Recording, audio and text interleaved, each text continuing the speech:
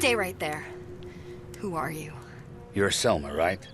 You're a mutant like us, on Hammond's team. Do I owe you money? No. Did I kill your brother? No. And Selma I am. Who are you? I'm Dux, and he's Boorman. Hello?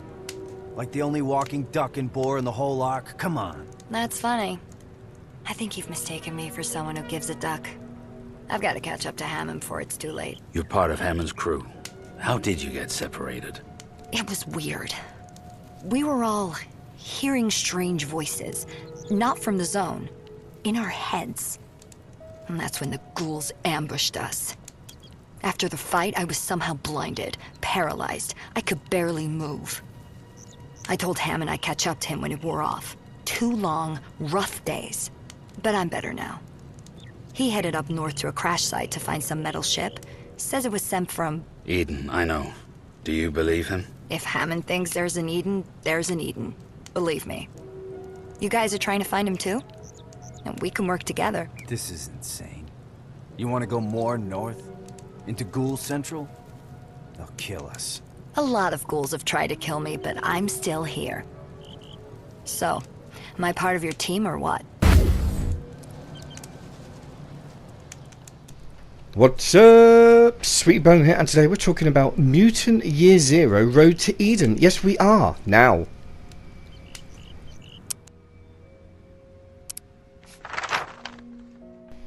Right, so let's get the one thing that's really shit out of the way. Bad news done first thing. The map. The map is shockingly shit. It's really rubbish. You don't need it. You do need it, but it's not there for you. It just shows you, as you can see, location to location. It doesn't really help you. And when you're in the game, trying to think, well, I need to go that way or that way because I want to go over to... It doesn't work. It doesn't work. It's shockingly shit. Sorry, it is. Apart from that, though, I love this game. It's so much fun. It's so immersive. Now, I'm not normally someone that goes for top-down turn-based tactical shooter, if that's what you want to call it. I guess you could call it that. It's turn-based for sure, which I love. I don't like the other, I don't know what you'd call it, not turn-based. I don't know. I don't like those. I don't want to be don't rush me. Don't rush me. It triggers the fuck out of me. I don't like being rushed in anything I do, especially playing games. And when you get to see the actual turn-based combat in this game, you'll understand what I'm talking about. It is sublime. It works. It is a joy to play. It is so much fun finding, like you can see, weapons, gadgets, perks. You can level up your skills. There's so many things you can do with this game and your characters, and you have the 3. You start off with 2 until you find Selma, as you just saw, and then the game comes into its own. It really does, as you start to build up your health points and your perks and your strengths and so on. And each character has varying perks, very, very varied. They're not just the same, you know, oh, level up 1 point health, level up 1 point stamina. It's not like that. You've got mutant perks. You can do mutant things. It's so much fun. I love it. I love this game. Look at this. Some sort of path through the forest. Hard to notice.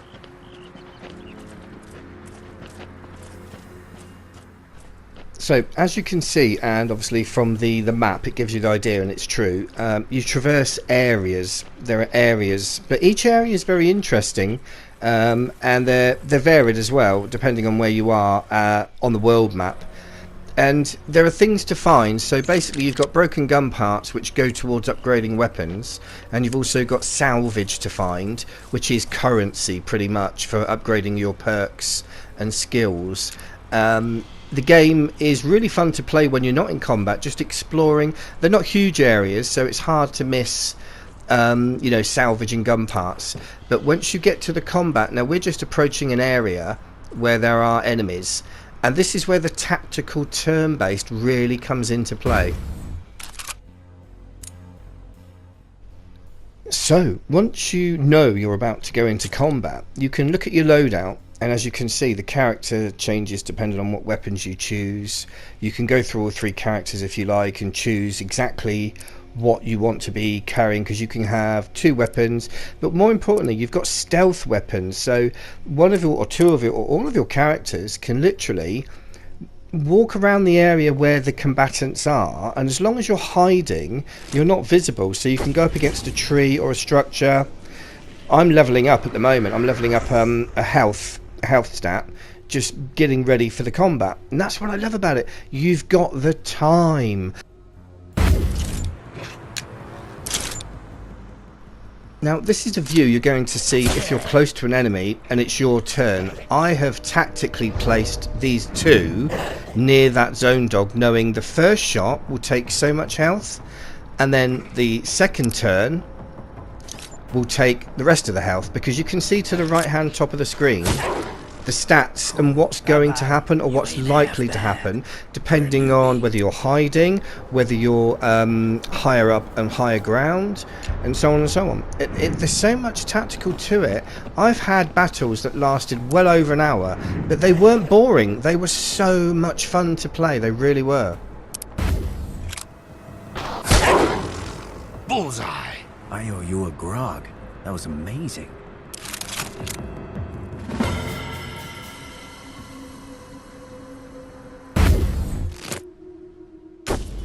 So, you've probably heard of window lickers. Selma's a tree hugger, yes. And it comes in handy for disabling opponents, literally freezing them on the spot by putting roots around them.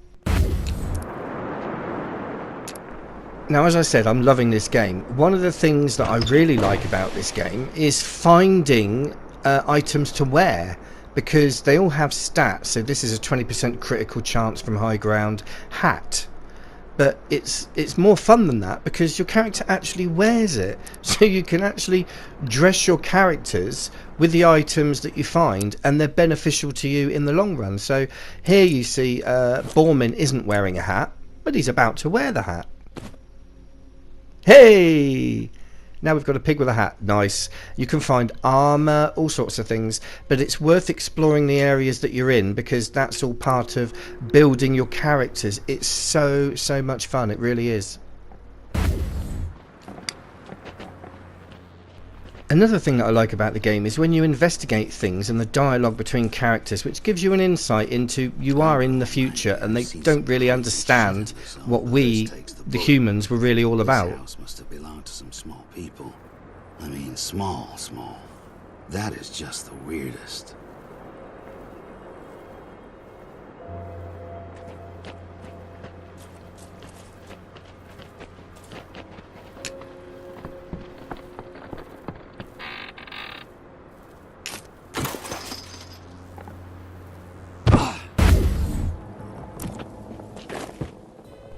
So, looking at the tactical turn-based combat in a little bit more depth, we've got a medbot here, which they're a pain in the ass, because they try and repair downed enemies that you've already killed, basically, or put down anyway.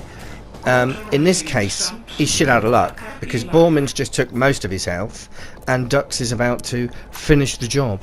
Cheerio, medbot. Not your day.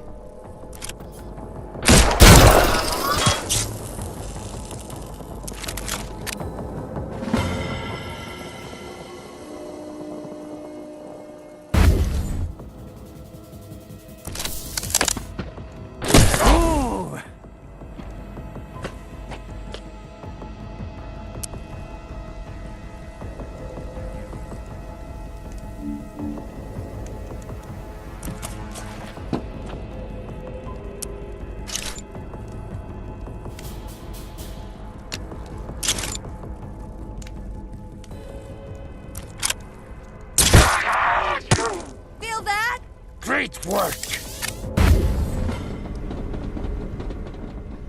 So, if you've been looking at this game and you're not sure, hopefully this video's helped you to make up your mind, because that's really what I'm all about. I enjoy games of all types, and this isn't really my type, but I'm enjoying the hell out of it. It's a really fun game, very well made. So, as ever, thanks for watching, and I'll see you in the next one, and be good to one another.